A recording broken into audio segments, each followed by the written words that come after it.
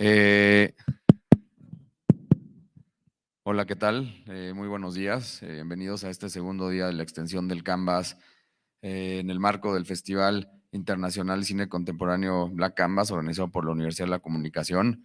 Esta mañana, como las otras, es una mañana especial, una mañana con los dos invitados de lujo, muy agradecidos porque estén aquí con nosotros, pues sabemos están con una agenda sumamente apretada. Y bueno, esta muestra de afecto y de generosidad para el festival es sumamente importante. Muchas gracias, Julio, por estar aquí. Quisiera presentar a Julio Chavezmontes, uno de los productores de cine más importantes del cine mexicano, pero sobre todo del cine del mundo. Un productor que ha logrado ampliar horizontes, llevar el cine, potencializarlo en su máxima expresión, trabajando con los cineastas más representativos e innovadores del cine contemporáneo, tanto mexicanos como de otras partes. Julio es el productor y encabeza la casa productora Piano, eso no solamente a nivel producción de películas, sino también como una de las distribuidoras más importantes o la más importante de México. Y bueno, pues Julio ha producido recientemente autores como Apichapong, Verazatacul, la película Memoria, coproductor de películas como Triangle of Sadness, reciente película, una película que se presentó en el Festival de Cine de Cannes y con la cual ganaron una palma de oro, película dirigida por Ruben Östlund, una película de Mia Hansen-Løve, que se hizo de manera un poco más independiente o con esquemas más alternativos. Abel Ferrara, Siberia. Digo, su filmografía es muy grande, creo que son más de no sé cuántas películas, 27 películas en su filmografía como productor, 2, si no me equivoco, 3 como escritor, porque Julio también es guionista. Bueno, estamos hablando pues de un gran monstruo, ¿no? En un sentido hermoso, ¿no? En un sentido, no, me parece que sí es, la presencia de Chavezmontes aquí es sumamente importante. Es un hombre que trabaja muchísimo, un hombre visionario, sabe lo que está haciendo con cada una de las películas que se dispone a apoyar desde la autoría, es un aventurero y bueno, creo que en la aventura es en donde uno empieza a dilucidar lo que puede ir encontrando en el camino. Produjo dos de sus primeras películas o de las primeras películas, Halley de Sebastián Hoffman y Tiempo Compartido, ¿no? Hablando de dos películas mexicanas que resaltan dentro de un panorama nacional y que, pues bueno, Tiempo Compartido de pronto es una de esas películas que podría convertirse como en una de estas películas pues, muy representativas del cine mexicano y que se puede convertir en una película de culto en algún momento, ¿no? Julio, bienvenido. Les pido un fuerte aplauso para él.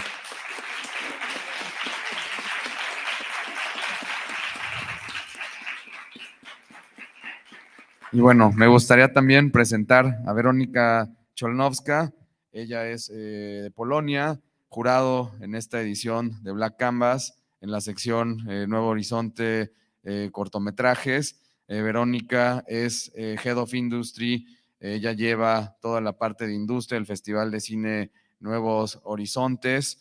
Weronika también es productora, ha trabajado en distintos rubros que tienen que ver también con lo académico, en la Escuela de Cine de Lodz, llevando toda la parte de desarrollo, de producción de estos jóvenes estudiantes. Lodz es una escuela polaca, una de las más importantes de cine en el mundo.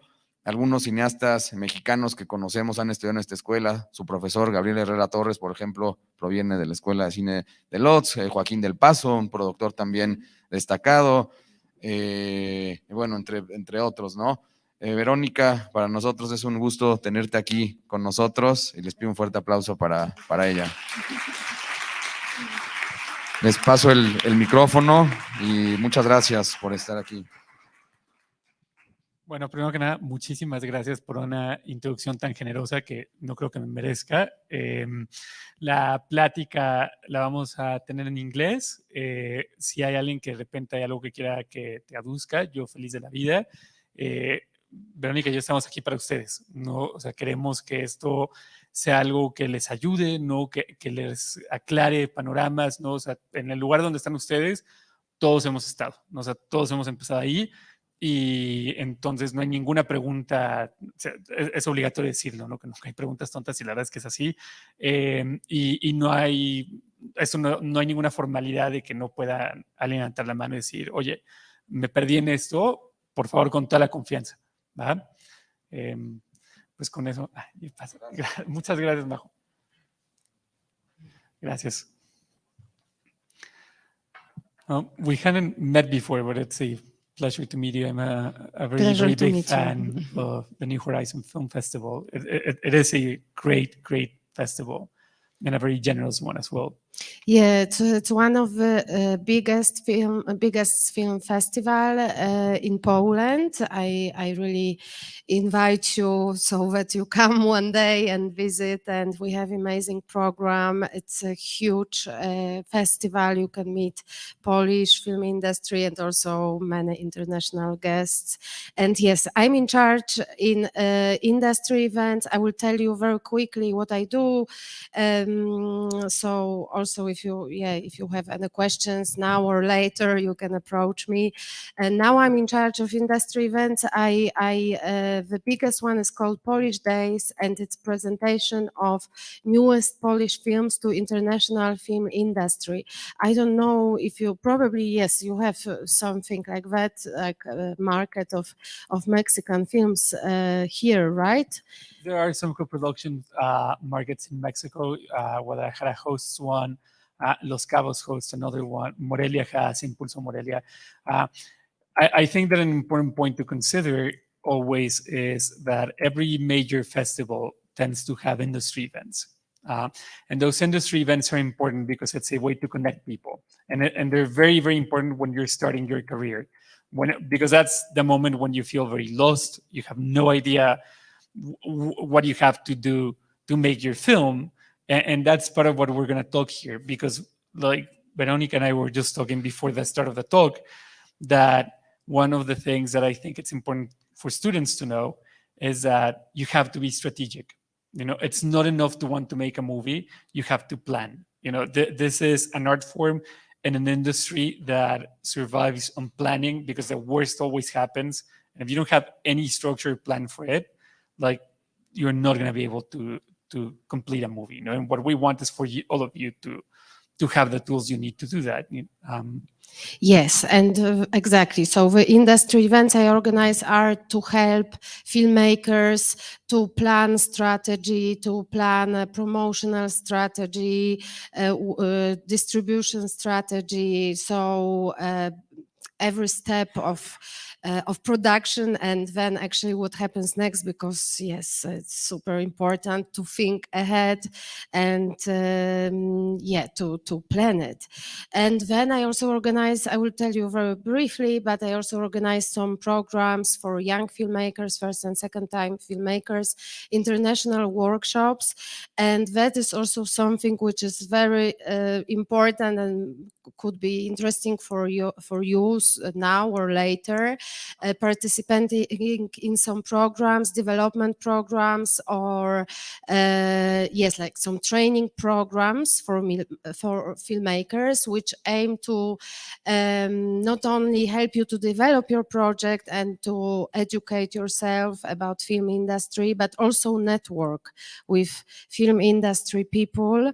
And yes, and basically our film business is about networking, meaning meeting people, building up your connections and a list of contacts and so on, because you never know which contact can be useful when, and you probably know better than me about it. Absolutely. No, I think it's essential, because when you go to festivals, it's not, obviously it's very important to be able to see films, you know, because that's the most important experience that we can have in the end. But there's also something that is very important in terms of your career, which is just getting close to these industry events, because you never like and you have to approach them in a way that it's not just about finance. Like it's never just about finding people like, oh, I can find this person and they're going to be able to apply to this fund, so that's it. Because that's not what co-producers, producers, partners do. Like you want to find people that really understand what you want to say, really understand what kind of project you want to make, and that they can make it together with you, that they can contribute things that go far beyond just funding, where it's like maybe it's someone who has done already 2 or 3 films, and they have experience with processes that you don't, and they can give you some insight into saying, oh, like this is different, even in just like feedback, editing, casting, like those people have to be involved. So if you get someone who has no clue whatsoever of what your movie is, it's going to be a nightmare, because you're seeing 2 different things. One of the things that I always like to tell people about Memoria is that that was like the UN of movies, except that it actually worked, because we had co-producers from 11 countries, and everyone understood what movie we were going to make. So everything flowed, and everyone was in the same mission, and everyone was helpful to that effort. And that's part of the success of that film, because it was very clear. If each one of those people had a different vision of the movie that Joey wanted to make, it would have been a nightmare, and it would have never worked. So that's part of the strategy. The part of the strategy is knowing when you, like, if you're fortunate enough to go to a festival like New Horizons, it's just knowing what is your film and what do you need from people. Not just money. Everyone needs money. That's like all of us do, and it never ends.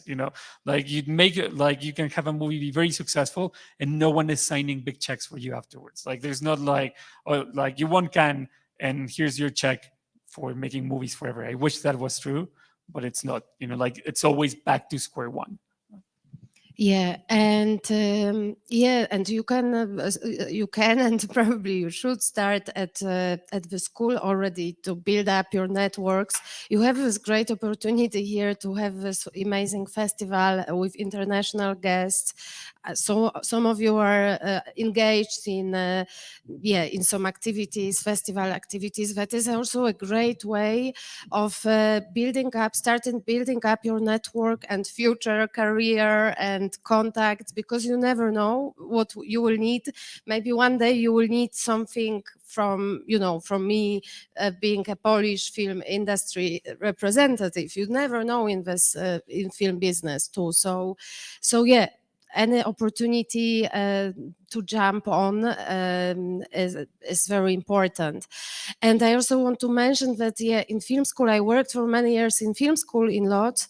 And I also took care of promotion of short films, because that's another of your very, very powerful weapon, because with short films and with pieces of art which you do during the school, you can already achieve a lot. You can be selected for festivals. You can be invited even all around the world with a successful short.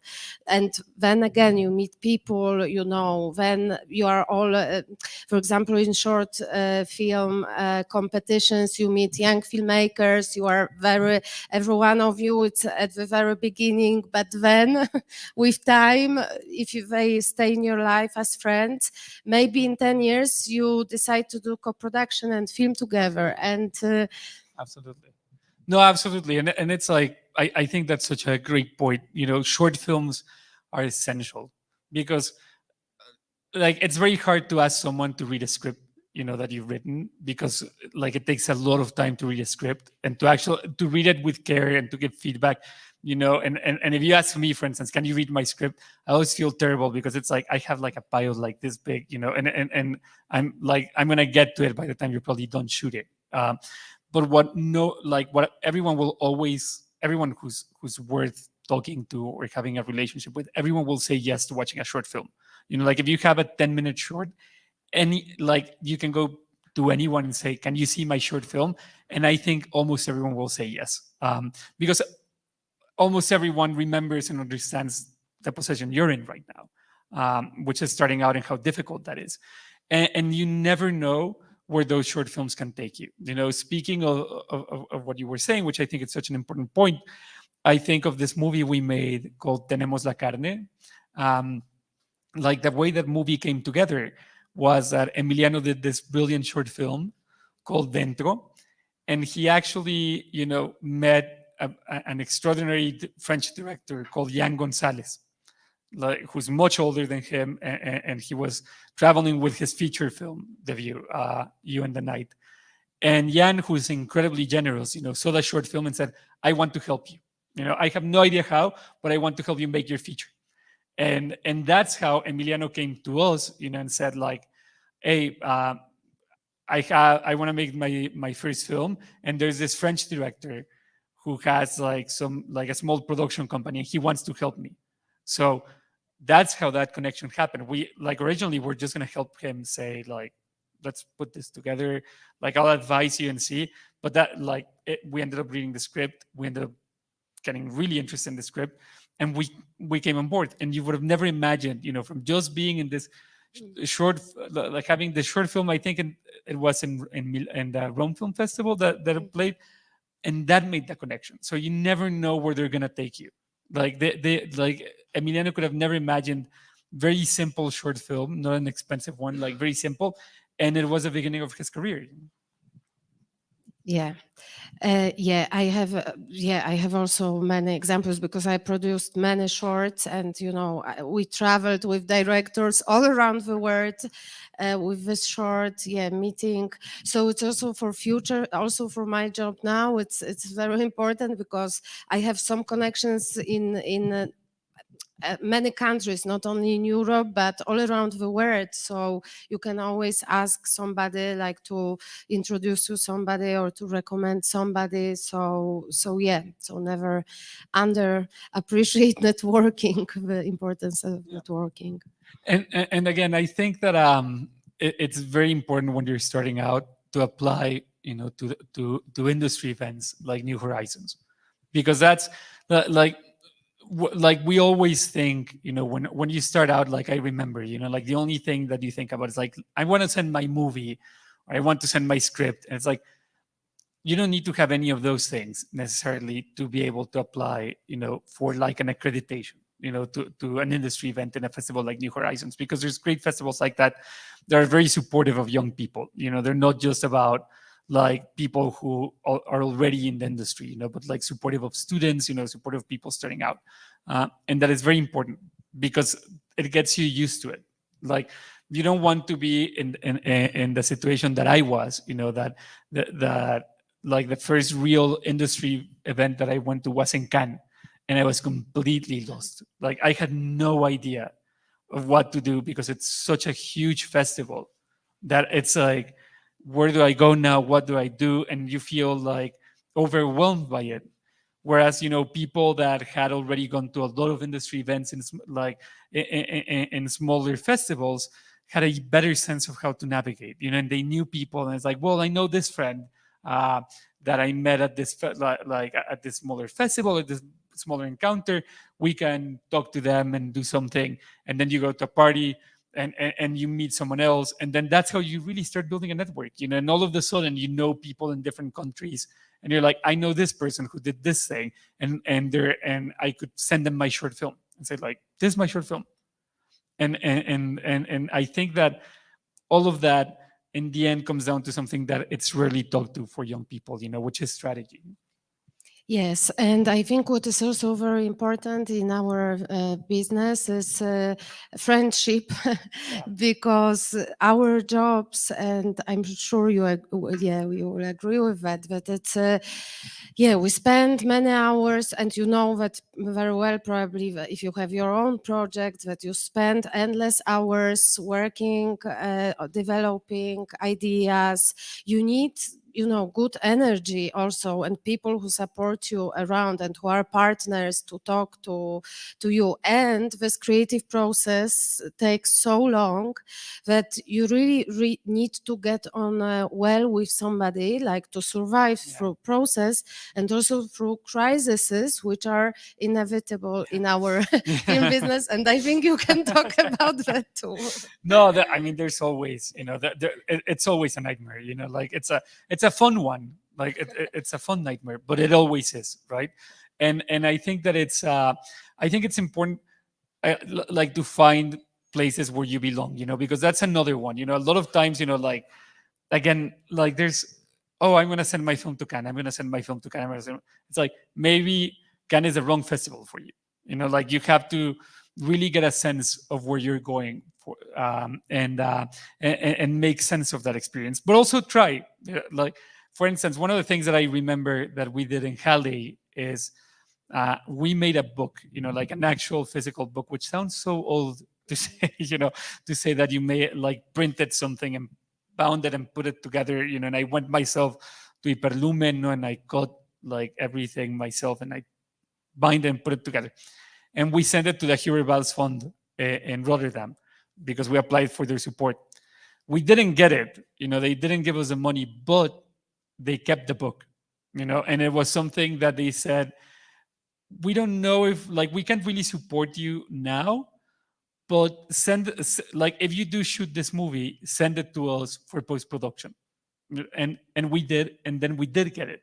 And it was just like, out of making this book, we didn't know anyone in Rotterdam. Like we didn't have any contacts. We hadn't, like, it's not like we had like the email of this one person that we could write to, and they would just like, everyone, like, there's always like this myth, this idea that it's like, oh, you need to absolutely know someone to start. No, like, a lot of us knew no one, like, you just need to get out there and have a very clear idea of what you want to do and what you need. And if that might mean, I know what my first movie is going to be, and I have everything. I have a script, I have casting, I have a crew, like, I have everything.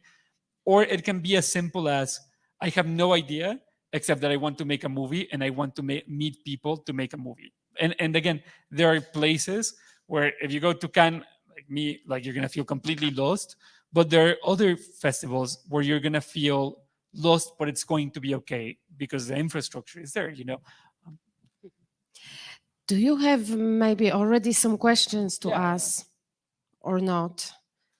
Or maybe you have some subjects you would like us to talk about production or festivals or anything that interests you. Sí, la idea es que lo que nos gustaría, Verónica, y a mí lo que hablamos es que fuera como una conversación también con ustedes de lo que es útil. También, si alguien quiere preguntar algo en español a Verónica, yo lo puedo traducir, ¿no? O sea, sin pena, de verdad.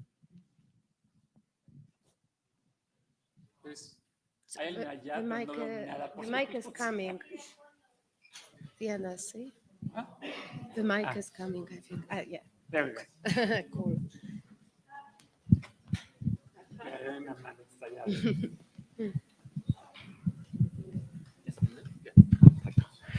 Okay. Yeah. So I'm not sure if you can see me. Okay. I can see you. Yeah. So Perfect. Well, my question is more about the festivals, right? Maybe if I produce a lot of short films, right? And I direct some, so maybe I want to send them to a festival. If I send it to Cannes, maybe it's not gonna get in, right? Because it's my first time, because maybe I'm really young, I don't know, because of whatever.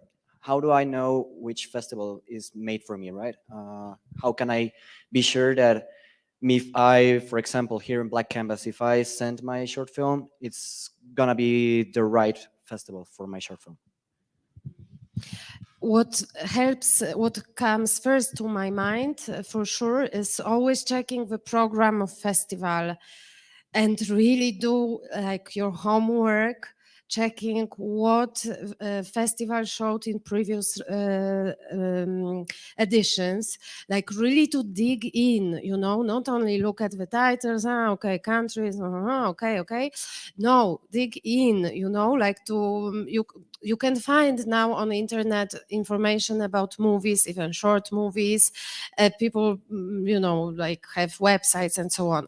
So it's really important to research what type of films festival presents, because, and it's a very good point you mentioned, it's a waste of time to send sometimes, like, to fill in million submission forms and maybe even spend some money, like in the States you have to pay for submissions. So you waste money, you waste time. If you don't do this research, you can send your film to wrong festivals, not for your film, and on top get super frustrated and maybe discouraged, maybe depressed that you don't get admitted anywhere. So that is my first advice about that.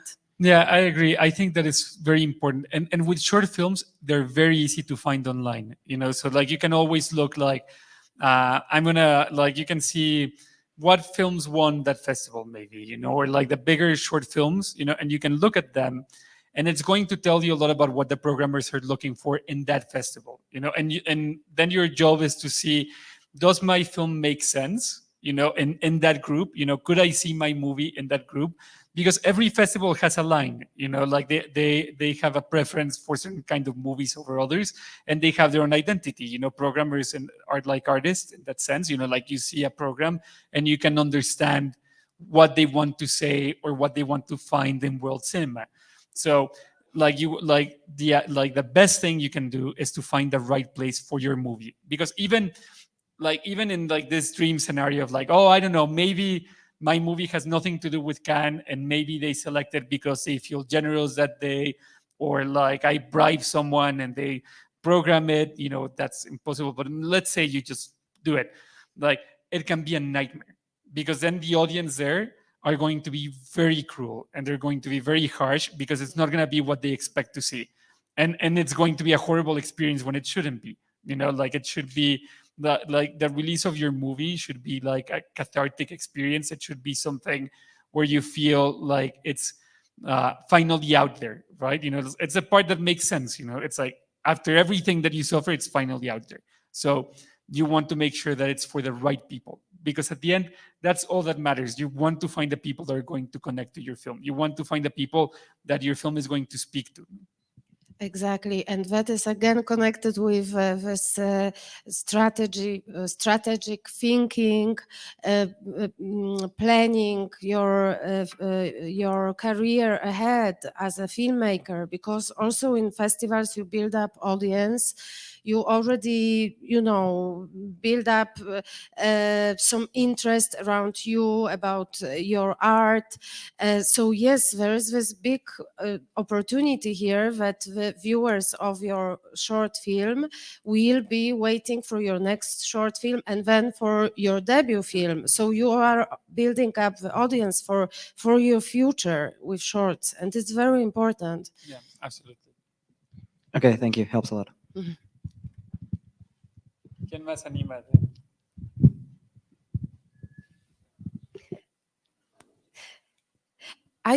So if there are no questions, we don't see for now, I would like to ask you actually about your experiences in developing projects, because your filmography is so amazing. I'm curious myself how different these experiences were, like, how it is to work on different projects with different filmmakers. If you could tell us. Sure. I mean, when you're a producer, I think that the important thing is to understand the process, especially if you start working with someone who has done a lot of things before, to understand their process and put yourself as part of that process. And then that's one of the most rewarding things that I've been able to do very recently, is that I learned a lot about the importance that even directors that are very, very established give to development, and how much care and time they put into it. Like, for instance, Ruben Östlund. One of the things I find really amazing about Ruben is that he talks about what he's doing. Like most of us are very shy, and they would be like in a talk like this, and I'd be like, what's your next project? And you never say like, oh, I can talk about it. But Ruben always talks, and he says it brilliantly, so he would pitch you his next movie, and he would make you all laugh, and he would make you act, and he always observes, how people react, and he shapes his work, and he takes a lot of great care telling people his movie to really polish it, and then in casting, he spends a lot of energy, a lot of time, like he's there with the actors. He's the one who reads the script when he's doing casting with someone, and he's there, he observes, and like he pays a lot of attention to casting, and he takes a long time, like Apichapong, like it was like 3 years of trips to Colombia, like just walking, like just walking and walking and walking and seeing places that he fell in love with and people that he fell in love with. And one of the things that's really funny that that Diana talks a lot about from that stage, is that Diana is a Colombian producer of Memoria, is that Apichapong would come back and he'd be like, oh, I interviewed all these people. And she's like, but how? Like, you don't speak a word of Spanish, And it was just like, he would just find like this way of communicating and record them and hear and just get a feel of the country. Like he wasn't in a rush, like he was there and he paid attention, and I think that one of the really hard things when you want to do your first movie is that you're in a rush, like you just want to get out there, you want to change everything, you want to change cinema, like, and it's like you have to do it really like right now, and sometimes you have to take a step back and think a first film is not the end of your career, it's the very beginning, like it's the very first thing you're gonna do, and the most important thing that it needs to accomplish is teach you how to make movies. Like that's the most important thing. And the second most important thing is to allow you to make the second one. Anything else that happens is amazing and great, but it doesn't matter. Like if you make your first movie and it doesn't go to Cannes, it doesn't matter. It doesn't mean that you don't have a career, like at all. Like you don't have to put that pressure on yourself. Like you just have to express what you want to express and learn how to say it, because it is very different. Like the experience of making short films is very different from making longer movies, that have another kind of rhythm, not just in like the editing, but in the actual making it. Because most short films are shot in 3 days, or 2 days. Like you're not like a feature film, it's going to be at least 3 weeks, that's like from running 100 meters to running a marathon, so it's like, and the thing that I find consistent with every director that I've worked with is like the ones that are really good, really prepared. Like they take a lot of time to figure out what they want to do. Even if they work quickly, like they don't skip ahead, Yeah, and that is maybe very important to say also, and I don't know if you are aware of that, but that filmmaking process, it can, with proper development and preparations, it can really, especially with first and second time directors, filmmakers, it can really take years.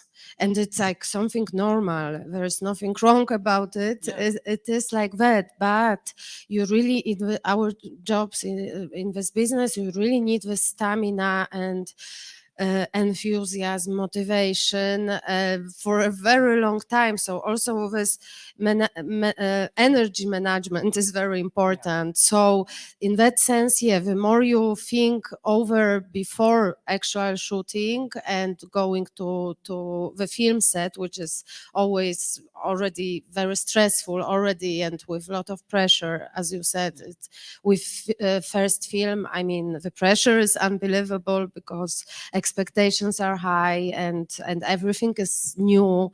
And yes, so this preparation process is very important, and there's nothing wrong about it to last long. Yeah, and also I know, because I've been where you are, that it's always very frustrating because you want to get to making movies like right now, but you also have to enjoy the part that's great about where you are right now, which is there's a joy to making short films because you're making them with your friends, and you can do, they're free, like it can be a completely free process, like you can try whatever you want. Like you can try like the craziest like idea that's like, I want to shoot everything backward, whatever you want. There's no one there to judge you. So that's like, you can like, once you actually start your career, and you have movies out, that freedom is a bit lost, because then it comes with a big risk. Like if you like now, like the next thing you do, like there's going to be expectations for it, there's going to be pressure, there's going to be like, oh well, because you're always judged, like as if it was the first time, but with more expectations, right? Like no one cares like what you did last year. It's like, what are you doing this year? And if what you did this year fails, like no one cares what you did before. They're only going to talk about that, which is fine. This is about not like learning to live with that, with that failure and with that pressure. But right now, like the gift that you have is that you can do it and not have that pressure. Like you can try anything, you can just do anything and learn what your friends do, because they are the ones that are going to make your first movie with you. Like I think that one of the most beautiful things about my first movie, which was Halle, is that we were all friends. Every one of us was friends, and all of us believed, and all of us believed in what we were doing. We had no idea what we were doing, like none, like, well, more or less, but nothing serious, right? But we were friends, and we're gonna be there till the very end. And I think that's really important, and that's something that I've learned too, that you have to take along in your career, that you have to find those people that it's going to be a joy to work with, that you're going to be happy to work with them, and you're going to be excited to work with them, because otherwise it's not worth it. Like it's not worth like all the planning, all the suffering that you have to do for a movie, if it's just going to be about like some very selfish thing about like, oh, it's just about me, it's just about the premiere. Like it's like those parts really don't matter. What matters is who do you make it with, and I always think, that when like the announcement for Memoria that was in Cannes went public, like the first thing that Apichapong did was publish a photo of his crew. It wasn't about him. It was like that, like the crew photo from the end of the shoot. That's what he published, and almost everyone made it. Almost all of those people went to the festival, and that's what made it meaningful.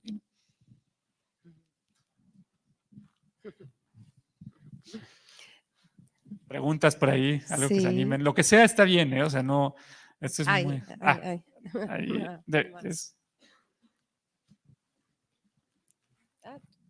hay dos por ahí. ¿Hay algún micrófono? Disculpa, Sí, ahí.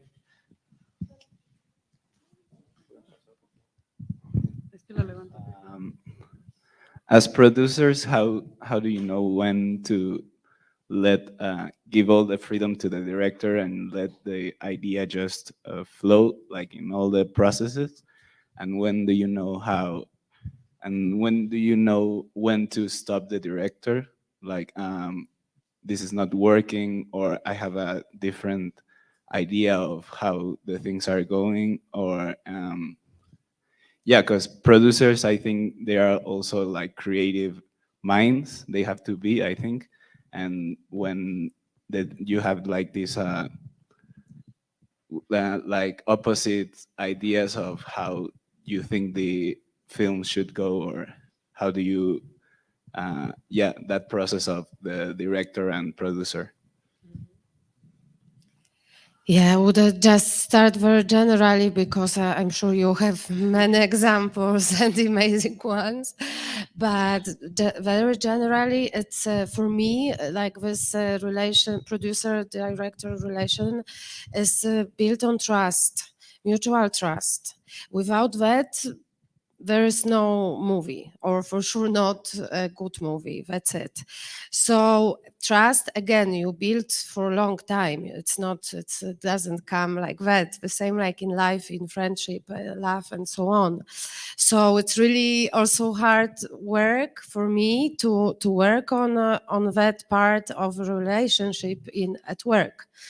So starting from that, yeah, it's very challenging always, and difficult and delicate for a producer. At least it was for me when I produced, It's always very delicate, yes. This moments when you feel, or you usually, when you feel that maybe we are going in the wrong direction, or maybe director is lost the track, even because there are many reasons. Also, the director is under such a pressure that it can happen, So it's really delicate, like how to put him or her back on a track, and how to facilitate that. And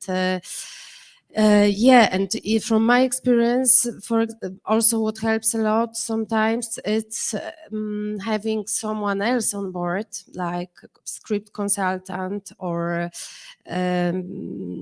or script doctor, even though I don't like this term, but like script consultant, somebody who is not that close to this project and creative process, and who can also sometimes help communicate between a producer and director in a crisis moments. I mean, I think that the first thing is that it has to be a collaboration, right? Like, it has to be something where the director needs to express what he wants to make or what she wants to make, and be very clear about what they want to make. And the producer also has a responsibility of understanding that and supporting it, right? And then everything else has to be a conversation, like whoever, like someone like the producer, it has to be someone where you need to have like a close relationship, where you have to be able to talk about problems or things that come up, and how do you, and actually listen. The great directors that I've worked with, every single one of them listens. There's no one who doesn't listen. That's what makes them great. Like, they have such a clear idea of what they want to make, that hearing from their collaborators doesn't scare them, and some of them can be quite challenging, in that regard. Leos, for instance, Leos Carax, like he tells you, like, okay, for casting, like, he doesn't tell you anything, he just says, like, show me, like, the big challenge is show me options, whatever you want, show me whatever you want, I'm gonna say yes or no. And it's and there's no guidance, like, he doesn't say, like, you can say, like, well, do you want someone who's tall or nothing? He doesn't say a word.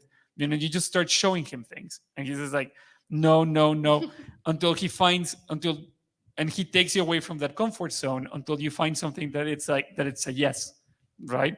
And in a sense, that's true of every process, like you're finding together what the right answer is. And it has to be flexible. Like anyone who's rigid when they're making a movie, like, maybe some can succeed. In my experience, it usually turns into a catastrophe, right? Like, you have to be able to listen to where the movie is going, and show it to everyone, and go together. Like one of the biggest mistakes people do is that they think, like, I know what my movie is, and it's never going to change. We're just gonna go straight with it. And your collaborators might be telling you, hey, like, we think, that the movie's actually taking us here. And if you resist that, and you're like, no, like, you might end up making something doesn't actually work. And I think, like, Sebastian Hoffman and I, like in Tiempo Compartido, that I also wrote, we were like on set, and Sebastian would say, like, we were talking, like, this isn't actually working. So I would rewrite stuff on set, and I'd be, just bring my computer, rewrite it, give it to the actor, and let's try that again. And a lot of it was discovery. A lot of it was adjusted there. Sometimes Sebastian would make something up. For instance, my favorite scene in Halle is one that neither Sebastian or I wrote. It's something that the actor came up on set, which is when he fixes himself pancakes, and because he can't eat, he throws them away. That was Alberto's idea, and it is my favorite scene in the movie. So. And it's not just because I like that scene, but because I find it very moving, and that it's like all of us understood what we wanted to make, to the point that people could suggest something and it made sense because everyone knew what we were making, and that's what you want to do, Yeah, and it's also very important, and you mentioned it already a few times, that that both producer and director know, share the vision, know what they are doing. So then again, it's talking, asking. Never, you cannot be afraid to ask questions, even if they seem silly because or repetitive. But if something is not clear, it's not clear. Maybe you need to ask 5 times. But it's very important because when, of course, when we create something, the same, or when we read something, even as readers, we imagine different things, like each of us. So it's very important in this process also to clarify, where are we getting? And you don't need, and you don't need all the answers too, like filmmaking is about finding stuff out, right? Like, and that is always true. I think like Denis, who was the director of photography of Bergman Island, like he's Mia's director of photography, but he also works with Olivia Sayas. And, I remember Denis telling me that one of the ways that Olivia works is that when he shoots a scene, he does 2 angles that can be either like a long take or he can cut between the 2 of them. And it's because he doesn't know at that point what he's going to need in editing, So he says that it's like, maybe I need to slow down the movie, so I'll just let the scene play from 1 camera angle. Or maybe I feel that in editing, I need to make it go a bit faster, so I'll be able to cut between the 2 because it works, And it's important to know that that is always okay, and that's a master, Olivia is a master. And what makes them masters is because they also face that part of the process with humility, knowing that I don't have the answer right now of what that scene is going to look in editing. I need to have options, So, and it is true of all relationships. Otra pregunta. ¿Y todavía no tenías una pregunta? Okay. Also, I don't know if I'm curious about it. If you have the same tradition in Mexico, like for example in Europe, in Poland, we have this very strong tradition of auteur films, and this idea behind that, like director is creator, who has all the answers and vision in his hand, like perfect vision and knows all the answers. And the same with producer, kind of, that as a producer you are always in control, you know everything, you are like 2 gods, like of a crew. I don't know if you have it, but in Polish like tradition is very strong with vision. Of course it's changing, and there's like new generation of creative producer, and also like now people work different, but it's resonating very hard also sometimes. So I think it's very important what you say, that no, while producing or while filmmaking, directing, you don't know all the answers. I think it's like, I don't know, like I think it was a few generations ago that it felt like that. But I think that in the end, that was just like a posture, because all of us are terrified, like it's like, I'm terrified now, and it's like, and I made 27 movies and I'm still terrified of the next one, like it's okay to be scared, and I feel like, do I have any idea? I have no idea, like I just look at it and I'm like, oh man, like, are we actually going to be able to shoot in November, or is it going to be, are we going to have another setback because of COVID or something else? And we have no clue. And it's like, it's okay, and it's like, you learn, and it's like, that's actually what the whole thing is, like no one is in control, like you have, like there is like the director, however, has to communicate to everyone where we want to arrive. And we all have to believe that, we absolutely have to believe, like that's like the compass, like the best experiences, it's always a collaboration, but the director is not that has the answers, but it's the compass. The compass doesn't tell you this is where you need to go, but it tells you where you're heading. And that's the important part of a compass, because it allows for discovery. And I think that's crucial. But in the end, it's like having that, like it all comes down to intuition, and I remember like reading, this thing David Lynch said, and I think that's always so important, that intuition, is when intellect and feeling work together, and it allows for planning, and it allows for preparation, it allows for a lot of things. but you're still working between intellect and feeling, you know, and that is always true.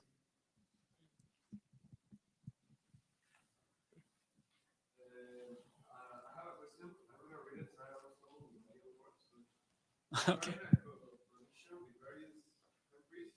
Deal with the language barrier?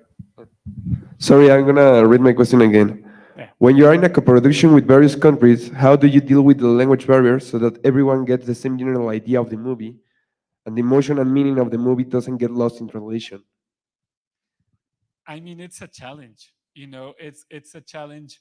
And I think that also, like, again, it comes down to time and preparation, right? Like, you have to talk to a lot of people, like you have, and you have to trust your intuition, you know, and a lot of times it really comes down to sitting down and talking, you know, and talking to the other person in front of you and saying, do they understand? Like, am I talking to someone who understands the same thing? You know, like, are we speaking the same language, right? Like, do they understand? Like, and it's a gut feeling sometimes.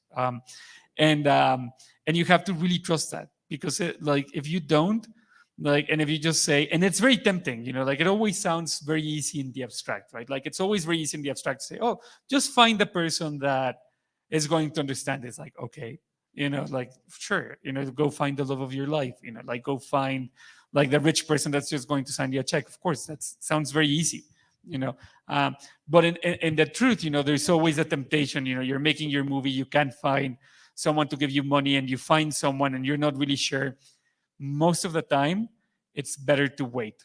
You know, most of the time, it's better to wait for the right person, because if it's the wrong person, it becomes a nightmare. And if you keep getting a lot of the wrong people together, then it's just war, you know, and it's like, and everything can collapse.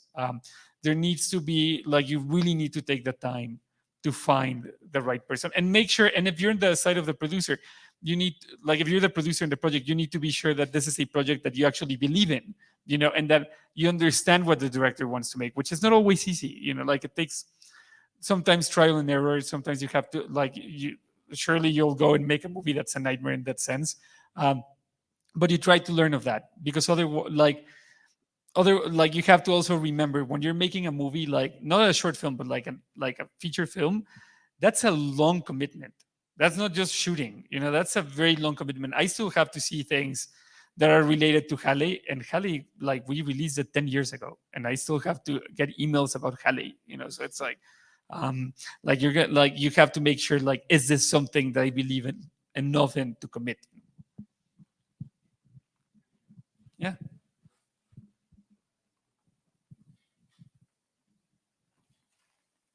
Is there questions over there?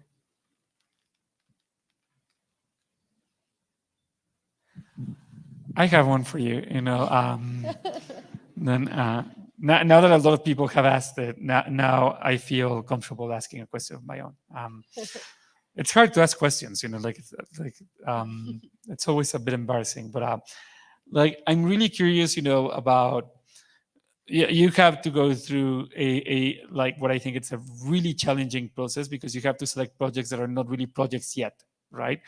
And I wonder, you know, how do you make that decision when it's not like the easy, right? Like the one where it's like 100 things that don't work, but when it's really down to, like, you know, 30 projects that you think, like, any of these 30 projects really works.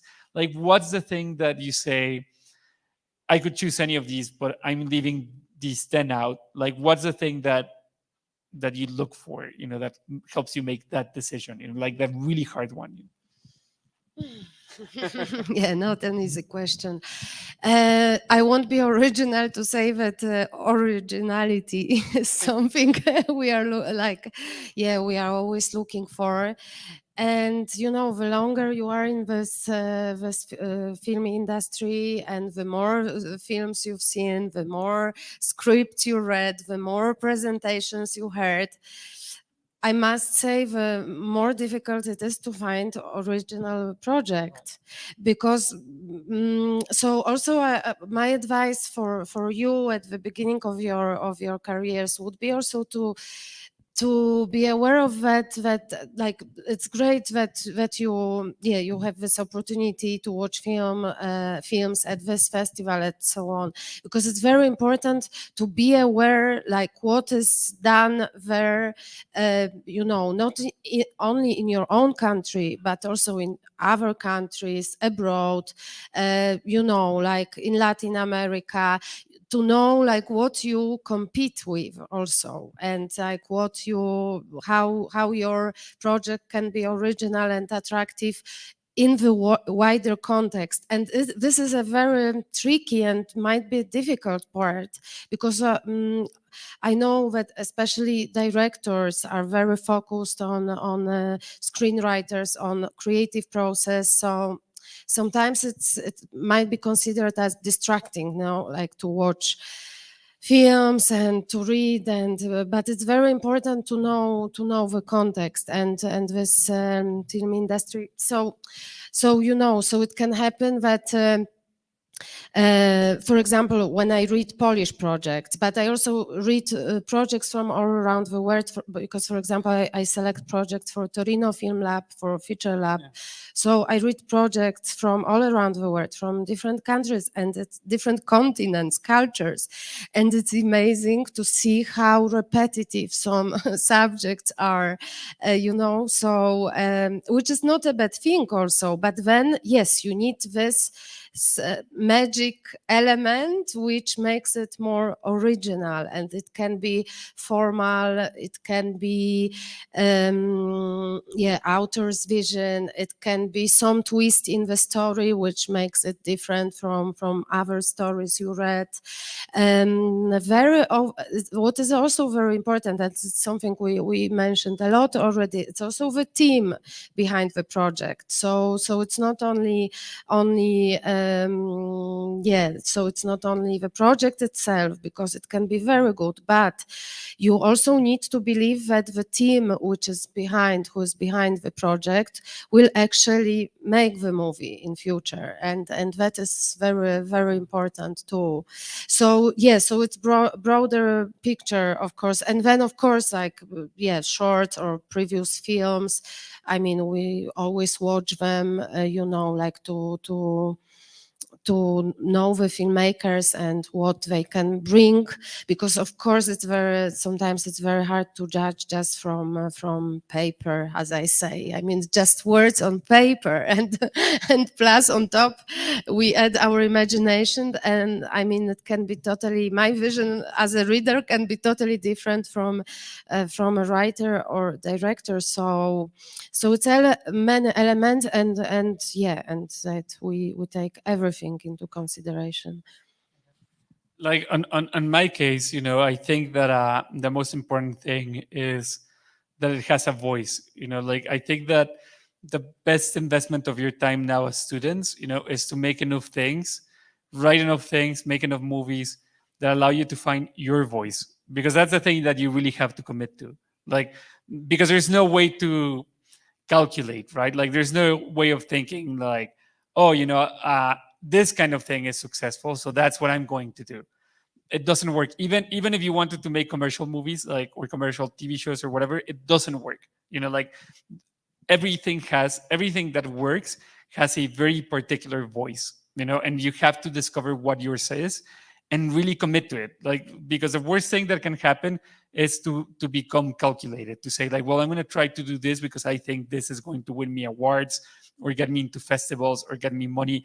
Because with movies, it always becomes an act of faith, right? And if you don't believe in it, no one is going to believe in it. Like, and the only way you can believe in it is if it's personal, even if it's commercial, like, even if it's like, like, I remember, like I've been, one of the great privileges of my career is that I had a chance to work twice with Willem Dafoe. And I remember him telling me, that when he's made like this big superhero movies, it's like, he's worked with people that really believe in that movie, like the director, like Sam Raimi, like the belief and the passion that he had for Spider-Man, and it's like, and that was infectious, and that was something to connect to, and I think that in the end, that's the only thing you have, like to say like, this is what I have to say and how I know how to say it, and it's all that matters in the world.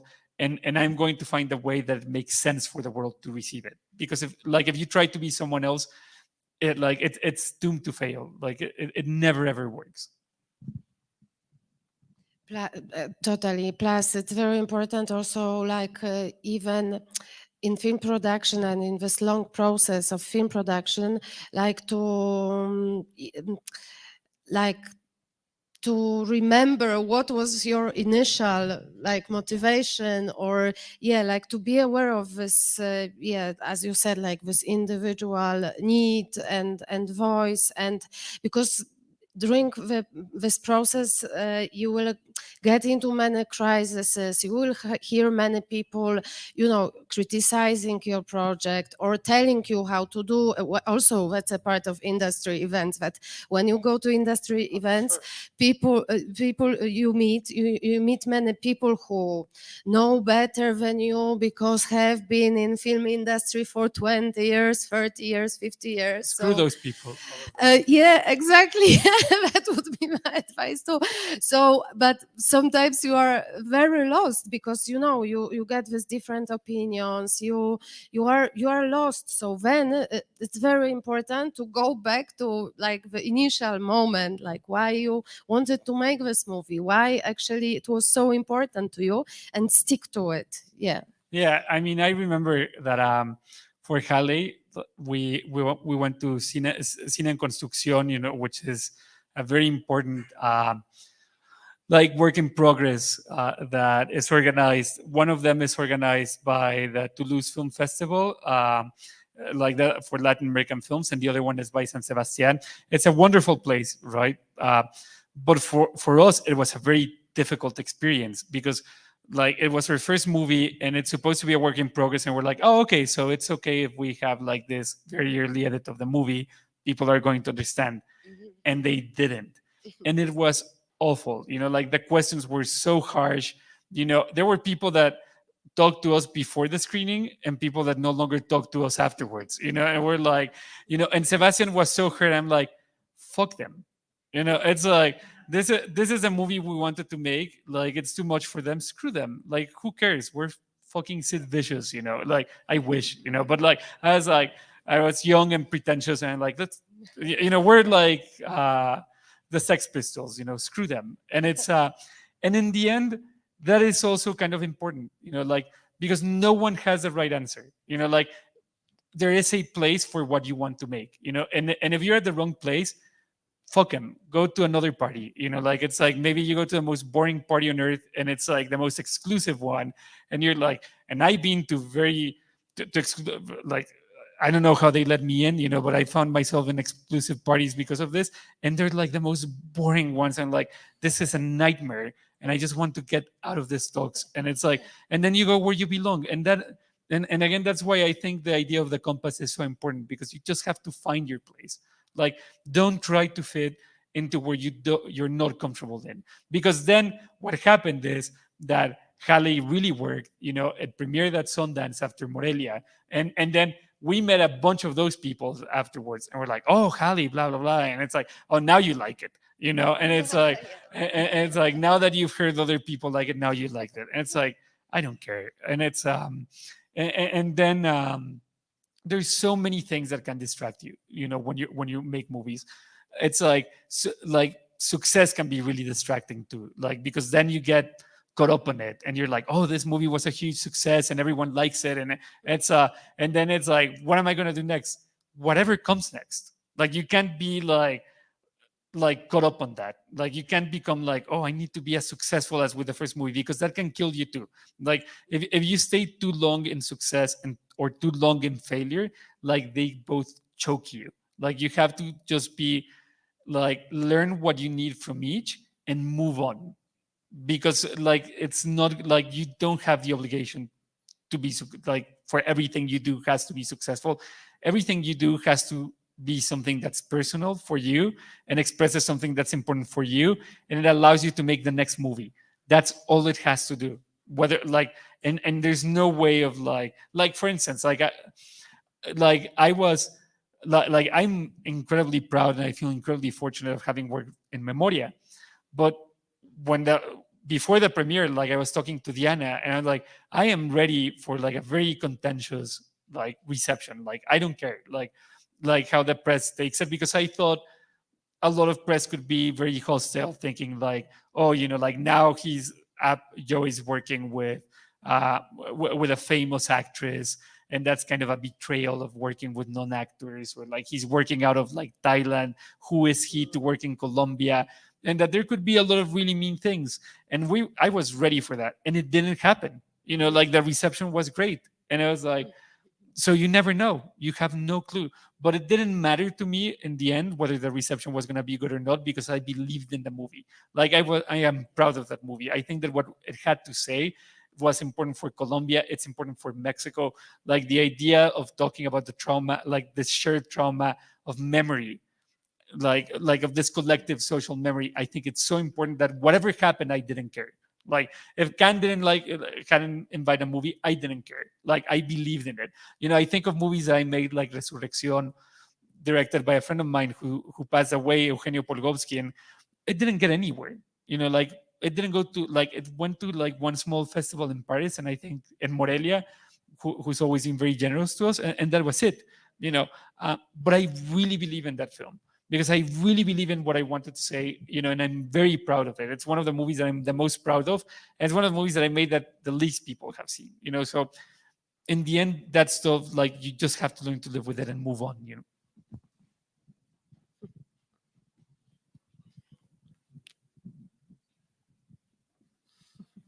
I think that was a very nice summing up of this meeting and motivational. I hope so. Yeah, I hope so Don't- for you too. Don't let yourselves be discouraged. Like everyone has an opinion to discourage you. Yeah, it's, and screw don't try to please everyone, because you cannot please everyone. It's impossible. So find your audience, find your people, like also friends with whom you want to work, to make movies. Find your audience, and and I mean, be open to advice, but stay with you. Yeah. Because there's people that and again, I think that one of the most important things in this industry is finding the people to listen to, because you have to listen. Like I said, like the great ones listen, but they don't listen to everyone. Like it's not like they go and do like some market research or whatever nonsense. Like they listen to the right people, because there's people, again, they're gonna try to discourage you. Like I remember, I'm not gonna say who, but I remember, like, because I can't, I think, but if you like, I remember that Sebastian and I had like a screening of Halle for a programmer, and the programmer, like, it wasn't even a programmer, it was one of these people that recommend movies to festivals, and he was so hostile, and I didn't care. Like I like argued with him, like he was really offended by the movie. I don't know why, but it was like he didn't even think it was a movie, and I tried to say something. It's like, I'm talking to the director, you're nothing. And I'm like, screw me, like, excuse me, I fucking wrote this movie and I produced it, and I don't care, like what you have to say, like, because you're nothing to us. Like if you don't have like, this is your opinion, that's fine. You just didn't understand it. Like, and we're done here. Like, we don't care if you don't recommend it. And it was like, because you also don't have to take shit from people like that. And it's like, and it didn't stop my career, and it like didn't stop anything, because like I would never want to be anywhere that person recommended me to. Like, screw it. Like, I don't care where it is. Like, it's like, because you don't have to accept people being mistreating you. Like, you don't have to accept someone being like, like cruel, because there are people like that, and the best thing you can do is like, fuck you. Like, no one is as powerful as they think they are. Like, it's like, and if you find someone who presents themselves and thinks that, oh, I'm really important, really powerful, they're lying. They're unimportant. Like, I can tell you, like, sometimes people come up to me like, oh, like, I'm sure that you could get this into. Like, I don't know if Thierry Fremont knows my name. Like, I don't know if how much he remembers me. Sometimes it's like no one, and even if he did, like, no one, like, they don't work like that. Like, I can send whatever and they'll watch it, but if they don't like it, they're not gonna select it. There's no one in the world, and it's not like if they like you, like someone, it's like, oh, like, this person got angry with me, I'm never gonna get programmed anyway. no one is going to listen to them. Even if they had the capacity to pick up the phone and say like, oh, you know, like I had an encounter with this young person that I didn't like, so never program them. They're going to be like, would you ever listen to that? Oh, screw them. You know, like, that's like. And I just want to add one thing, that it's also like, don't pretend somebody you are not to please others. It's also very important. And that is, yeah, always meetings, in presentations. I mean, it's okay. And that is powerful actually in our business, to be yourself. And, you know, even when you are presenting a project, if you are shy, you don't like it, try to find a way like to make advantage out of it. Like don't be worried about it. It's you. So then in the end, people will your personality will get through, and that's what we are looking for also in this business, like authenticity, passion, like real things and real feelings. So never try to pretend to please somebody. And don't think that only certain kinds of people get to make movies, or it's like you have to be like this incredibly charismatic person. I am not, and it's like, and it's like that you don't have to be like this commanding figure. Leos, for instance, who's very sweet. Leos is extraordinarily shy. Like Leos is so shy that it's like he always has someone that communicates for him. Like it's like in Annette, it was like Tatiana, like, or amazing line producer. Like Tatiana was like her, like the person that spoke for Leos. Like he would like whisper to her what he wanted, and she would tell people because he's really shy. But that didn't stop him. So if you're shy, like it doesn't have to stop you. Like you have to find, like, because again, it's all about finding what makes sense to you. Like in the end, you have to find what you can live with, because otherwise it's just like, it's not worth it. Like it's like might as well do any other kind of job that's probably much better paid than trying to do this and do it in a version that you don't believe what you're doing, that you just look at it and like, it's a job, like I can't think of anything more depressing in the world than like trying to make a movie or a TV show or something, anything that you don't believe in, or that you have to pretend that you're someone other than who you really are, or that you have to speak in a voice that's not yours, that you have to assume like a process that it's not yours, So part of being strategic now is finding out what that is. You guys have the freedom to do it. Don't let anyone tell you otherwise. Don't let anyone tell you that like you only, like if your short film doesn't get into a festival, it's a failure and you don't have a future. I never had any films in festivals before I started producing features. Like I didn't do anything until I started producing features. So like there is no path that is the right one, so just do what makes sense to you. Like the only thing that's important is that you keep doing things, that you keep doing like films, that you keep doing short films, that you keep writing scripts, that you keep trying ideas, that you talk to people, that you meet colleagues, that you meet people that are as passionate about you as the things that you're passionate about. That's the only thing that really matters at this point. And don't let anyone tell you otherwise. This is not like a career, like a corporate career where you're like, oh, I'm going to complete this stage and I'm going to do this. And then in 5 years, I'm going to be here. And in 10 years, I'm going to be here. I had no idea 10 years ago that I'd be here talking to you guys today. Like if you had told me 10 years ago that there would be like 3 people interested in anything I had to say, I wouldn't have believed you, And it's like, I'm still incredibly amazed when I come into a place like this, that there's people who want to hear me talk for more than 5 minutes, and it's so you never know, like no one can tell you what your future is going to be. Don't let them, because that's the easiest way to get discouraged.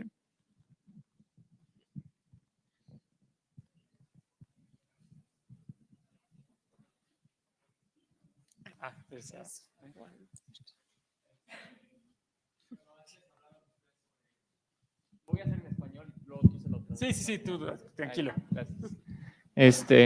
Hablaron antes sobre no ser tal vez demasiado necio con lo que uno quiera filmar, porque, o sea, si hablaron antes de que si eres como muy necio en la idea que tú quieres, o sea, probablemente no resulte así o probablemente sea mejor contarlo de otra forma.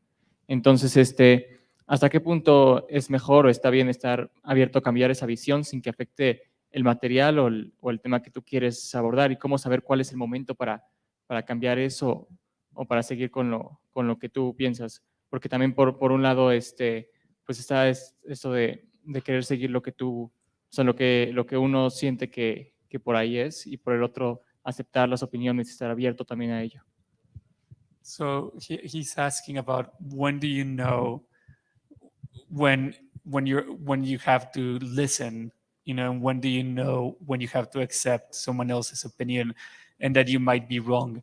So if it's okay with you, Veronica, I'm going to answer to him first in Spanish, you know, and then then you can pitch in. Mira, yo creo que al final lo importante es que tienes que tener lo que decía, ¿no? Que es como una brújula, ¿no? Y tienes que confiar en tu intuición, ¿no? O sea, por eso es tan importante encontrar gente que entienda, tomarte el tiempo de encontrar a la gente que entiende realmente el proyecto igual que tú, ¿no? O sea, y eso es a partir de platicar, de buscar, de no como decir, bueno, esa es la persona que encontré y bye, ¿no? O sea, porque, no, o sea, una cosa que decía Leos, yo me acuerdo haber leído una entrevista con Leos cuando salió Holly Motors, donde decía que si él no encontraba al elenco de una película que está escribiendo, la abandonaba.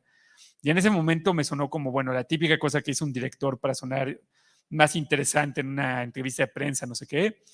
Y era absolutamente cierto, ¿no? Y lo descubrí con Annette, ¿no? O sea, por el tiempo y energía que le dedicaba al casting, ¿no? Y al final del día es porque así tienes que hacerlo con todos los integrantes de tu equipo. Realmente tienes que buscar la gente que entienda para que confíes en lo que te dicen, porque lo que te tienen que decir no es hay que transformar esto, no, si es una película contemplativa hay que volverle una película de superhéroes, ¿no? O sea, no se trata de eso, sino se trata de gente que esté en sintonía contigo, que te pueda recomendar cosas que tu intuición te guíe, ¿no? Y que digas, esto que me están diciendo tiene muchísimo sentido, ¿no? O sea, porque le entienden, están en la misma línea que yo y me están comentando, vamos a ir por acá. Y entonces agarras eso, ¿no? Que es lo que hace todo el mundo, ¿no? O sea, los grandes de verdad es lo que hacen, o sea, escuchan, pero también saben cuándo decir que no, ¿no? Escuchar no significa decir siempre que sí, ¿no? Yo me acuerdo, por ejemplo, también en Annette, ¿no? En las secuencias de las motocicletas, donde, de estos tramos larguísimos de motocicleta, ¿no? Donde, no sé si han visto la peli, ¿no? Donde el personaje de Adam como va en la moto en el desierto y así, en carreteras. Yo me acuerdo que Leos quería filmar una luz súper específica, que es una luz que dura 10 minutos después de que se mete el sol. Y era una tortura, decíamos, oye, no hay manera, nos va a tomar semanas hacer, o sea, 2 minutos en pantalla nos va a tomar semanas, no tenemos el dinero. Le decíamos, ¿por qué no filmamos, Leos, en hora mágica? ¿No? O sea, como por lo menos para tener, porque la hora mágica dura más y a lo mejor, dijo, no. Y decíamos, che, güey, necio, no sé qué, pero no, qué tortura esto. Y dijo, prefiero filmar de noche, o sea, ya que se mete el sol, seguir filmando más que filmar en el atardecer. Bueno, y tenía razón. Si hubiéramos filmado en una magia, hubiera sido una pérdida terrible de tiempo y dinero porque jamás hubiera funcionado. Hubiera sido sentimental, hubiera sido cursi, no hubiera jalado. ¿No? Y ni siquiera hubiera podido meter las imágenes que él quería meter en la carretera. Entonces, al final lo importante fue que, él tiene claridad sobre lo que es sí y lo que es no. Y tú tienes que encontrar eso. Y ahora también se vale decir no estoy seguro, ¿no? O sea, vale decir no lo sé. No, o sea, no lo sé y platicar con la gente en la que confíes. No se trata tampoco de hacer como una encuesta entre el crew y decir todos levanten la mano a ver qué va a funcionar. O a lo mejor sí, no sé, pero porque nadie sabe realmente, pero lo que sí puedes hacer es platicar con tu, no, o sea, con tu fotógrafo, con tu productora, no, o sea, con la gente que es cercana y resolver cosas, ¿no? Yo siempre pienso como en tiempo compartido así, como platicamos, sea si yo con Mati Penachino, que es el fotógrafo, con Raúl Locatelli, que es el de sonido, ¿no? Cuando tenemos dudas, ¿qué piensas? No sé qué. Y te aclaran, ¿no? Y te pueden aportar algo que dices, esa es la solución. Ahí es donde está cómo arreglarlo, ¿no? Entonces, ojalá habrá una respuesta y un manual de decir cuándo decir que no y cuándo no, pero es tu intuición lo que te lo tiene que decir. Y parte de lo más importante que pueden hacer, y creo que eso solo te lo da escribir y solo te lo da hacer cortos, es encontrar tu voz y encontrar tu sentido de la intuición para saber a dónde te apunta, ¿no? Y una vez que lo encuentras, no te sueltas de eso. And I would just add that, yeah, it's intuition and also experience. So the more mistakes you make, the know you better later. So in that sense, mistakes are fine also, and it's fine to maybe follow some advice and find out it's totally wrong. It was totally wrong, but then next time you won't follow this advice. So yeah, that's yeah. And that's the other thing, like mistakes, it's a great point. Like you can do things and it can fail. And sometimes like something doesn't work and it opens up other things. You know, like no one is grading you when you're shooting. You know, like there's no one in a corner saying like like it doesn't look like you're going to go to Cannes. Like that doesn't exist, you know, like it's like every movie, like even by great masters, has mistakes, has things that they don't work, that they thought like the way they thought it was going to work. But what they learn through experience is you just adapt. You know, you're like, this thing isn't working, so let's try something else. You know, it's fine to say like, I'm not convinced. You know, like I'm looking at the scene and I'm not convinced. So let's try another approach and let's see how it works. And it's so much about finding, like it really is. You know, I think that one of the things that I really love about how Ruben casts, you know, is that he switches things up when he reads the script. You know, like so he might be reading the lines and then he'll say something that's not in the script, you know, and the actor will be thrown off, you know, and it's like, and he just wants to see them react, you know, and go with him, you know, and try stuff. And it's like, don't freeze, you know, it's like, and he'll push, you know, and it just puts people in a place where they know they have to be ready and willing to go out there and try things. I think that's so, like, that's the most important thing. And again, it's not about saying like go wild, you know, it's just, again, the more work you do, the more you'll find your voice, you know, like the more you'll be certain of like, and the more you find your voice, the more certain you feel about the way you say things, you know, and that is your compass, you know, that's the thing that points you, and that's the thing that you really have to trust, because no one else has it. No one else has it, and you're the only one who can have it.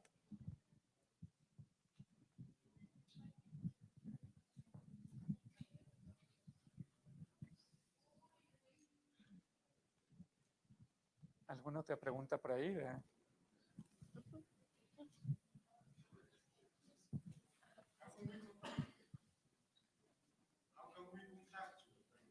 Me? My email. Yeah. Just email me. Like it's julio@somospiano.com, you know. I'll eventually answer. Like it takes me, like I have a lot of emails, so it might take me a while, but I promise I do answer. My email, yes, you can ask festival because it's more complicated. Weronika.Czolnowska sounds difficult, but you can ask festival organizers. There was another question, or it was the same question again. Like.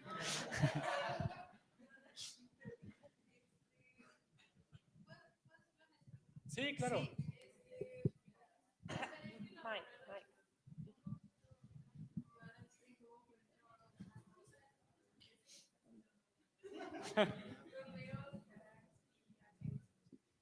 Perdón, no te escuché. Puedes hablar un poquito más.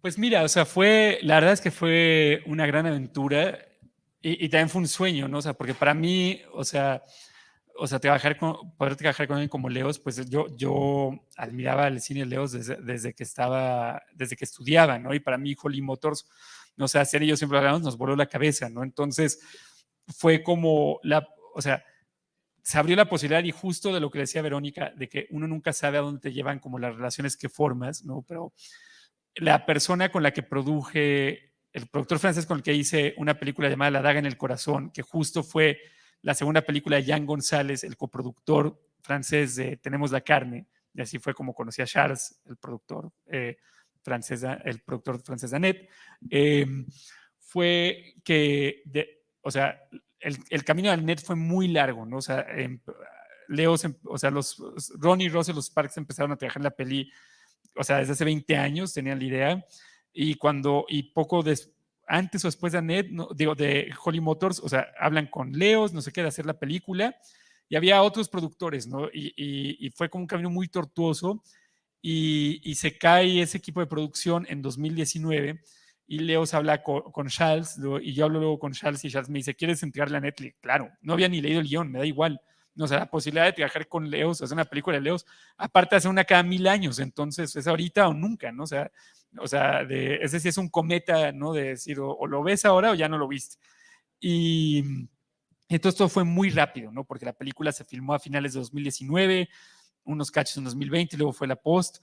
Y la verdad es que lo que yo aprendí de Leos fue justo, no, o sea, entre muchas otras cosas fue el partir desde esta cosa de no pensar que tienes que hablar y escribir todo perfectamente para trabajar, ¿no? O sea, de que puedes decir, retar a tus colaboradores, decir, muéstrame, porque eso es lo que hace siempre. O sea, y da mucho nervio en un principio porque te dice, como el ejemplo del casting, como, y te puedo decir lo mismo en locaciones, ¿no? Lo que sea, es de, no te da una referencia necesariamente decir, oye, quiero esto, ¿no? O sea, siempre el punto de partida es enséñame, ¿no? Y muy concretamente enséñame a través de Tatiana, ¿no? O sea, es decir, Tatiana, diles que me enseñen. Okay. No, entonces ni siquiera hablaba con los actores a la hora de hacer el casting, era decir, yo me acuerdo que el personaje de Simon, o sea, el que hace Simon en la peli, que es el conductor, Leos tenía esta idea de que tenía que ser, o sea, el único casting que había que hacer era que el actor se filmara tocando escalas de piano, ¿no? Que son esas escalas solo las sabes tocar si tienes un entrenamiento clásico de pianista. Es lo único que pidió. Nada de que si las líneas o que hicieron una escena, nada. Ni hablaba con nadie. O sea, ni el actor más importante que te puedas imaginar, nada. Era, mándame un video tocando el piano. Entonces, imagínate comunicarle a un actor, decirle, oye, o sea, pues Leos lo único que quiere que hagas es que toques el piano. ¿No? O sea, y mucha gente estaba muy perdida. Te decía, pero ¿cómo? O sea, no quiere que me aprenda algo. No, nada más toca el piano. Entonces, ese era el reto que en un principio te da miedo porque no sabes qué estás haciendo y luego te das cuenta que ese es un poco el punto, ¿no? De alejarte de las cosas que piensas que es como debería de ser. ¿No? O sea, así es como vimos con Nati Lafourcade de policía en la escena con Leos. O sea, jamás se me hubiera ocurrido llegar, o sea, cuando empezamos a castrar a los policías, jamás me hubiera pasado por la cabeza decir, ¿sabes quién podría ser de policía? Nati Lafourcade, güey. No, o sea, pero es por el que así te va llevando Leos, ¿no? O sea, y te aleja de lo obvio y a la vez, o sea, tiene también muy claro lo que entra en su mundo y lo que no. Y todo lo que ves en pantalla en Annette es algo a lo que él dijo sí o dijo que no. O sea, absolutamente todo. O sea, no, o sea desde cualquier como, o sea, incluso es involucrada en la selección de quien puede hacer como el stunt de la moto, o sea, porque hay tramos de moto que obviamente no es Adam, ¿no? O sea, y que es un stunt, hasta en la selección de ese se involucraba Leos, ¿no? Entonces, o sea, y incluso cambiar las cosas podría ser un drama, ¿no? O sea, mi hermano iba a hacer el stunt de la moto, no, él no hace stunt, ¿no? Pero cuando es la moto, mide lo mismo que Adam, ¿no? Y tiene, entonces, como había como un cierto parecido, y Leo me dijo, Leo se funciona. Luego mi hermano que se había roto la clavícula dijo, no, es que me da miedo conducir con la luz así, no sé qué, y fue como, ya no lo va a hacer. Y fue o sea, buscar a alguien que diera y que le funcionara a Leos, porque aunque no le vieras la cara, a él le tenía que funcionar. ¿No? Entonces, y al final creo que la película te puede gustar o no, pero lo que te transmite es esa coherencia en todo, ¿no? O sea, porque hay, y no es una coherencia que nace de que Leos supiera todo, ¿no? También Leos, la mitad de los llamados eran ensayo, ¿no? Para entender, o sea, o sea, cómo montar la escena y cómo filmarla, o sea, realmente encontraba las cosas, ¿no? Y estaba en un proceso muy abierto, pero con absoluta claridad en el momento de decir sí o no, ¿no? Entonces a mí, yo aprendí mucho de saber de que hay que realmente, no importa en qué escala de película hagas, es siempre un salto al vacío.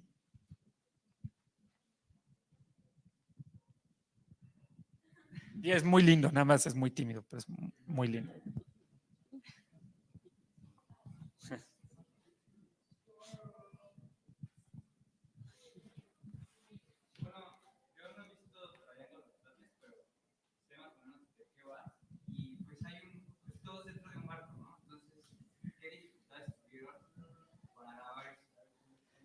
He's asking about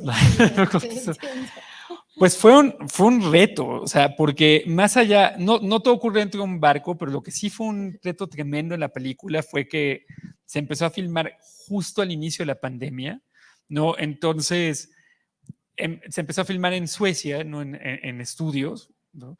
Y era como en un principio era, bueno, vamos bien porque en Suecia no se está cerrando nada, no sé qué, o sea, por un principio esa era la filosofía, y todavía había esta fantasía de pensar que esto iba a ser como la gripe aviar, ¿no? Y que cuando se fuera el invierno se iba a disipar esto, y se cortó el rodaje. Nos llegó un momento donde se cortó, y entonces fue una suspensión de varios meses, ¿no? Y se volvió a filmar o sea, sin vacunas aún, ¿no? O sea, con los protocolos como muy, ¿no? O sea, como todavía como muy de nadie saber cómo estaba. Yo me acuerdo que en un momento habíamos platicado mucho de que una parte de la peli que justo no ocurre en el barco, se filma en México, y yo vi en los reportes de producción, dije, qué bueno que no pasó, porque hubiera sido una pesadilla en medio de la pandemia, ¿no? O sea, y de que habías, no, aparte, o sea, en Grecia, ¿no? O sea, con protocolos súper complejos de que nadie todavía de transporte, de división de crew, aún así la gente se enfermaba. En la última semana hubo el temblor este terrible en Grecia, Turquía, ¿no? Entonces hubo alerta de tsunami, o sea, fue de que dices, todo lo que pudo haber pasado, pasó, ¿no? Entonces fue realmente como una pesadilla en ese sentido, pero creo que Rubén es un gran capitán de barco, ¿no? O sea, creo que es alguien o sea, en el que crees absolutamente con gran facilidad, ¿no? Porque comunica todo con muchísima claridad, y al final, pues todo llegó a buen puerto, ¿no? Así de, perdón, no, con las referencias náuticas son como así, ¿no? Así.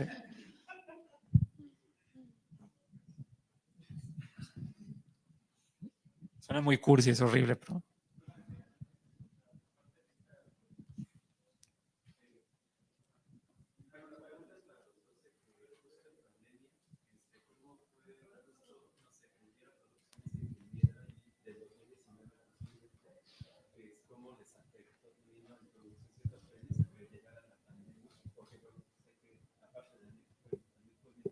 Sí.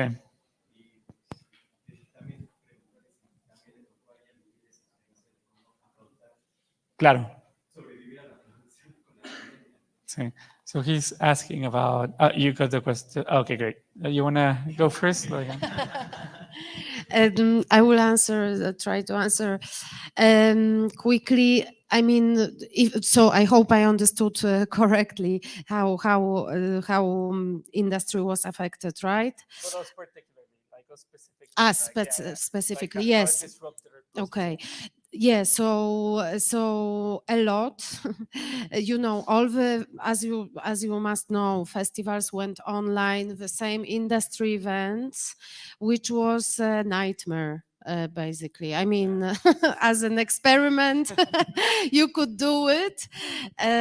You can do it once or twice, but that's it. I mean, networking online or having meetings online on Zooms and so on. I mean, it's not what, and then, yeah, all the things we talked about, like finding the right partners to work with, like build up trust through Zoom is impossible. So all the markets, for example, where for example producers from different countries meet, were kind of, I mean, we still had to do it, but it lost the sense. So it was very difficult. So yeah, for example, at New Horizons, we had luckily just one edition of festival online, and in our case, in case of our festival, actually it was amazing because it turned out that our audience is so devoted and so passionate about cinema that they were super active. They watched movies online. They were commenting. They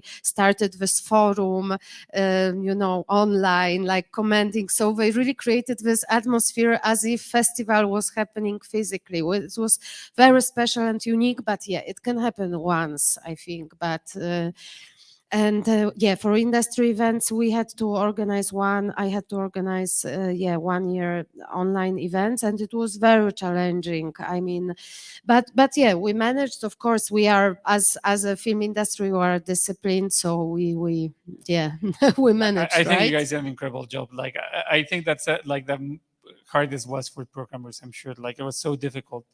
I'm going to answer him in Spanish, for the production part. Mira, la verdad es que la pandemia creo que fue una gran lección, ¿no? De que uno no puede predecir absolutamente nada, ¿no? Y que esto, pues, esto es algo, ¿no? Es una industria, ¿no? Y es un arte donde uno tiene que adaptarse siempre, ¿no? O sea, porque realmente ni te imaginas por dónde ven los tiros, ¿no? Yo me acuerdo mucho de que justo se estrenó, ¿no? O sea, Siberia y otra película que hemos hecho que se llama El Prófugo se estrenó en Berlín, ¿no? Y de estar en Berlín y que era como esta sensación de decir que en retrospectiva se siente como, ¿no? O sea, como justo antes de la Segunda Guerra Mundial o algo así, ¿no? Porque decías, era como esta burbuja de que todos, no, bueno, esto va a pasar, no sé qué. Y yo me acuerdo que para Siberia se hizo una recepción en la Embajada de Italia, ¿no? Entonces con 500 italianos por ahí, cuando después, o sea, la semana cerraron las fronteras con Italia y lo que fue pues justo una absoluta incertidumbre, ¿no? Porque no sabías, no, entiendo la tristeza, decías, ¿cuándo se va a poder retomar, no? Aparte, no, o sea, los seguros no cubrían suspensión de rodaje porque no estaba, pues obviamente el negocio del seguro es no pagar, ¿no? Entonces decían, pues no hay ninguna interrupción de rodaje cubierta por una pandemia. Y dices, pues sí, maestro, pero pues, o sea, ¿sabes? Entonces, cuando no tienes un estudio detrás, eso era muy complejo, ¿no? O sea, y luego para el resto de las pelis, o sea, fue como un tema con la postproducción, ¿no? De memoria, o sea, en un principio iba a ser toda presencial en México, ¿no? Ya tenemos todo resuelto, los vuelos, ¿no? Para API venir, ¿no? De hecho, Splendor Omnia había hecho todo este trabajo de adaptar como su infraestructura para poder mezclar en Atmos, ¿no? Que era muy importante para API, y no se pudo hacer, ¿no? Entonces, fue a hacer una postproducción de forma remota, que antes de la pandemia me hubieras dicho, me hubieras propuesto, oye, la postproducción se puede hacer remota, y de hecho eso es una absoluta locura, ¿no? O sea, porque es suficientemente difícil trabajar, o sea, tratar de corregir color estando en sala, ¿no? Y todavía tienes esa incertidumbre, lo que se va a ver es realmente lo que se está trabajando con este proyector, con no sé qué, se va a ver así, ahora hazlo por Zoom, ¿no? Y un proceso tan delicado como el sonido, que es en esa película, ¿no? Decir, hazlo en Zoom.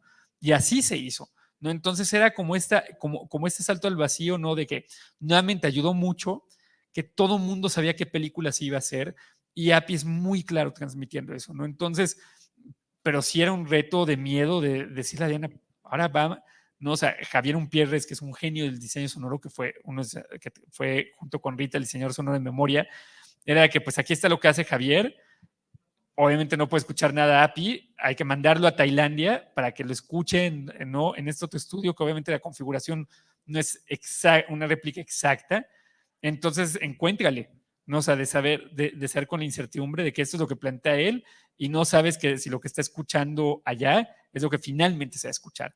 Entonces es parte de un reto, ¿no? Y que dices, al final, pues, ¿qué ibas a hacer, no? API no se puede venir a México, ¿no? O sea, más allá del tema de salud, ¿no? De exponerlo al virus, en Tailandia había una cuarentena muy estricta y una cuarentena militar, ¿no? O sea, que si tú salías del país y te agarraba como en lockdown y querías volver, tu cuarentena era con los militares.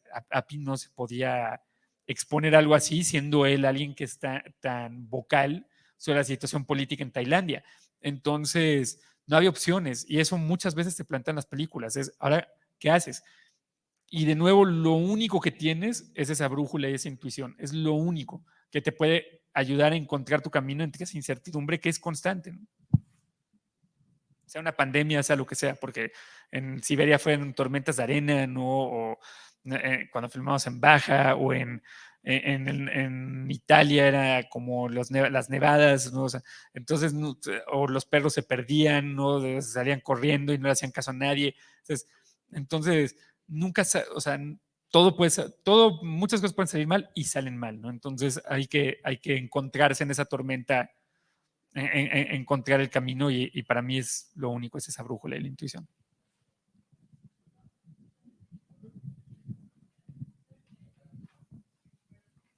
¿Alguna otra pregunta por ahí? No tengo ni idea de cuánto. I have no idea how much time we have here. Like, I don't know if we're like Nor do I. taking over the room.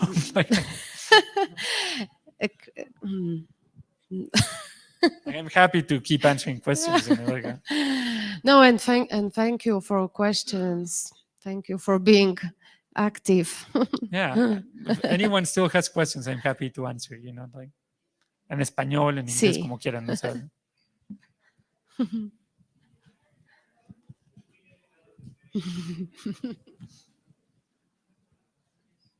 Oh, I think that's it. It was a pleasure, Weronika. It was a pleasure pleasure. talking to you. Muchas gracias.